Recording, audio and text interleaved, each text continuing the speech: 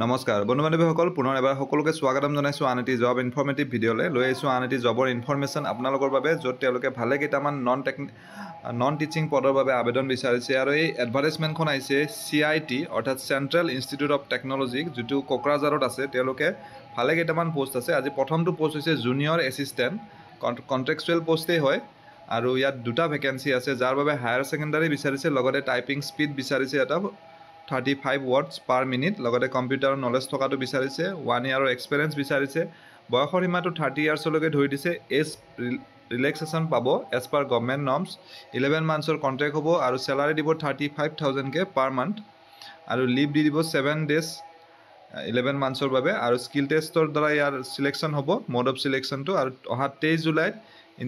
skill টেষ্টটো হ'ব CIT কোকৰাঝাৰত সো যিসকলে ইন্টাৰেষ্টেড হৈ যাব পাৰিব এডভাৰটাইজমেণ্টখন মই ডেসক্ৰিপশ্যনত দি দিম তাৰ পৰা ডাউনলোড কৰি ল'ব পাৰিব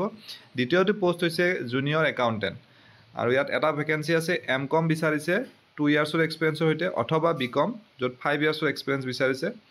একেই হয় কন্ট্ৰেকচুৱেল 11 monthsৰ কন্ট্ৰেক্ট হ'ব দৰমহা দিব 40,000 কে বয়সৰ সীমাটো সেম হয় 30 years ৰিলেক্সেশ্যন পাব এজ পাৰ গভৰ্ণমেণ্ট নৰ্মছ অহা 23 জুলাইত স্কিল টেষ্ট হ'ব তাৰ দ্বাৰা সিলেকশ্যন হ'ব CIT কোকৰাঝাৰত নেক্সট পোষ্ট হৈছে ষ্টাফ নাৰ্ছ এটাই ভেকেন্সি আছে হায়াৰ ছেকেণ্ডাৰী লগতে GNM পাছ কৰাসকলে আবেদন কৰিব পাৰিব 55% মাৰ্কছ থাকিব লাগিব BSc নাৰ্ছিং কৰাসকলেও আবেদন কৰিব পাৰিব ম্যাক্সিমাম 30 years লৈকে দিছে সময় ৰিলেক্সেশ্যন থাকিব 11 monthsৰ কন্ট্ৰেক্ট হয় 45,000 কে পাৰ মান্থ দিব আৰু সেম স্কিল টেষ্টৰ জৰিয়তে সিলেকশ্যন হ'ব অহা 23 জুলাইত হ'ব CIT কোকৰাঝাৰত নেক্সট পোষ্টটো জুনিয়ৰ ইঞ্জিনিয়াৰৰ ইলেক্ট্ৰিকেলৰ হয় আৰু ইঞ্জিনিয়াৰিং সেলত এটো ভেকেন্সি আছে এটাই ভেকেন্সি ইলেক্ট্ৰিকেলৰ যোনে ডিপ্লোমা কৰিছে 3 yearsত তেওঁলোকে আবেদন কৰিব পাৰিব 3 yearsৰ এক্সপেৰিয়েন্স অথবা যদি BE বা BTech কৰিছে তেতিয়াহলে এবছৰৰ এক্সপেৰিয়েন্স হলে তেওঁলোকে এপ্লাই কৰিব পাৰিব এজ লিমিটটো সেম হয় কন্ট্ৰেক্টটো সেম হয় দৰমহা ইয়াত 45,000 কে দিব স্কিল টেষ্টৰ দ্বাৰা সিলেকশ্যন হ'ব 23 জুলাইত স্কিল টেষ্ট হ'ব নেক্সট জুনিয়ৰ টেকনিক্যাল সুপাৰিনটেণ্ডেণ্ট দুটা ভেকেন্সি আছে সিস্টেম এডমিনিষ্ট্ৰেশ্যন আৰু এটা সমৰ্থত master degree in computer science বা IT বা ব্যাচেলাৰ্ছ ডিগ্ৰী অৰ্থাৎ BE বা BTech ইন কম্পিউটাৰ সায়েন্স বা IT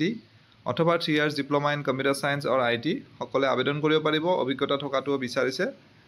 আৰু বাকি একেই কোৱালিফিকেশ্যন খিনিটো কলোৱে বয়সৰ সীমাটো একেই কন্ট্ৰেক্টটো একেই স্যালাৰি দিব 45,000 কে স্কিল টেষ্টৰ দ্বাৰা হ'ব 23 জুলাই এসিস্ট্যান্ট লাইব্ৰেৰিয়াৰ পোষ্ট আছে এটা